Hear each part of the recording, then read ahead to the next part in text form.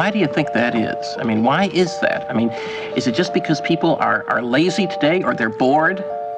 I mean, are we just like bored, spoiled children who've just been lying in the bathtub all day, just playing with their plastic duck, and now they're just thinking, well, what can I do? Okay, yes, we are bored. We're all bored now.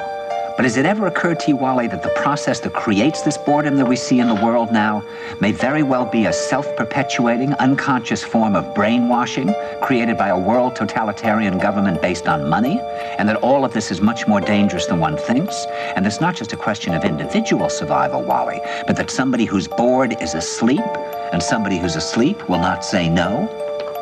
See, I keep meeting these people. I mean, just a few days ago, I met this man whom I greatly admire. He's a Swedish physicist, Gustav Bjornstrand, and he told me that he no longer watches television, he doesn't read newspapers, and he doesn't read magazines.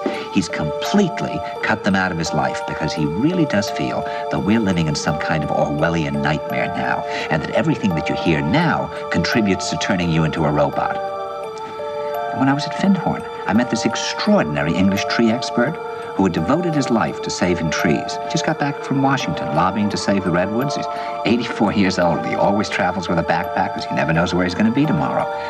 And when I met him at Findhorn, he said to me, "Where are you from?" And I said, "New York." He said, "Ah, New York, yes, that's a very interesting place. Do you know a lot of New Yorkers who keep talking about the fact that they want to leave but never do?" And I said, "Oh, yes." And he said, "Why do you think they don't leave?" I gave him different banal theories. He said, "Oh, I don't think it's that way at all." He said, "I think that New York is the new model for the new concentration camp, where the camp has been built by the inmates themselves, and the inmates are the guards, and they have this pride in this thing they've built. They've built their own prison, and so they exist in a state of schizophrenia, where they are both guards and prisoners, and as a result, they no longer have, having been lobotomized, the capacity to leave the prison they've made, or to even see it as a prison." And then he went into his pocket and he took out a seed for a tree and he said, "This is a pine tree." He put it in my hand and he said, "Escape before it's too late." See, actually for 2 or 3 years now, Chiquita and I have had this very unpleasant feeling that we really should get out. And we really should feel like Jews in Germany in the late 30s. Get out of here.